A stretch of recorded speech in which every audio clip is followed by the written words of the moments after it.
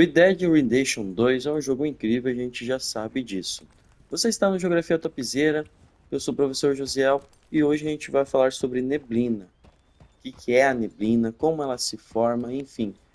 A neblina está ali à frente, a gente está chegando perto dessa vegetação de conífera que o trem acabou de passar e não vai ter risco do trem acabar nos encontrando. Pois bem, pessoal, quando você pensar na neblina, a gente tem que raciocinar que ela se forma quando o vapor de água presente no ar, que tem que ter água, certo? Se condensa em pequenas gotículas de água, ou seja, eu tenho um processo aí de ciclo da água, a questão do vapor que está presente aí, né, se condensando em pequenas gotículas de água. Isso acontece, pessoal, quando o ar frio ele acaba entrando em contato e se misturando com o ar úmido e quente. Pois é, às vezes tu tá numa situação seguinte: o ar quente e úmido chega, o relevo obriga ele subir para áreas de maior altitude. Dessa forma ele vai se resfriando, né? E ele vai se condensando. É uma das formas. Às vezes tu tem, por exemplo, um dia que choveu bastante, aquele dia choveu bastante, só que estava calor. À noite, por exemplo, o ar ele vai ficando frio.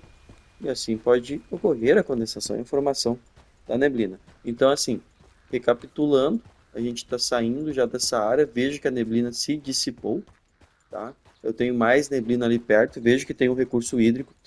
Neblina perto de rio é comum, visto que você percebe que tem a umidade, então durante o dia aquela região vai sendo aquecida, o ar vai evaporando e durante o dia o ar está quente e úmido, à noite vem, chega, o ar fica frio, né?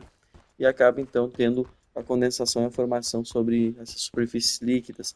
Vejam que a neblina dissipou realmente. A gente já fez aula nesse local incrível aqui de erosão eólica. Pois bem, o ar úmido, gente, esfria até que a sua umidade atinja 100%, ok? Além disso, o vapor de água ele vai se condensar em pequenas gotículas e essas gotículas vão ficar em suspensão sobre a superfície.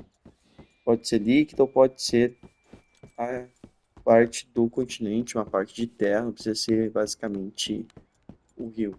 Olha que espetáculo de jogo. Aqui você estuda, você aprende muita geografia aqui em Red Dead Redemption 2.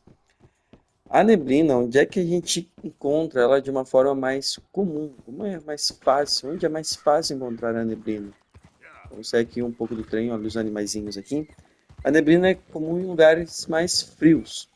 Por exemplo, tem um caso aqui no Rio Grande do Sul que se chama Campos de Cima da Serra.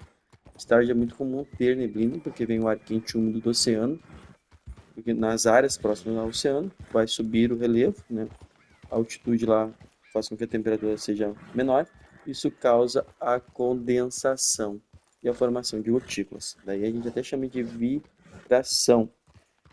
Locais que sejam frios e úmidos, tá? E elevados, como eu disse para vocês.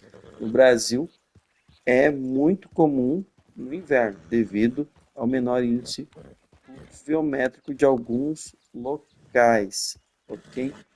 Enfim, quando você pensar como a dissipação da neblina ocorre, bom, ela se dissipa naturalmente pelo aquecimento do ar, né? Se ela se forma ali pela questão do ar quente com ar frio e tendo a umidade, tu vai ter às vezes ali o aquecimento do ar, vai deixar esse ar mais quente, no caso o sol, né, o calor, e ele vai se dissipar. Então por isso que às vezes a gente tem aquele lema, seação que baixa, sol que racha, né?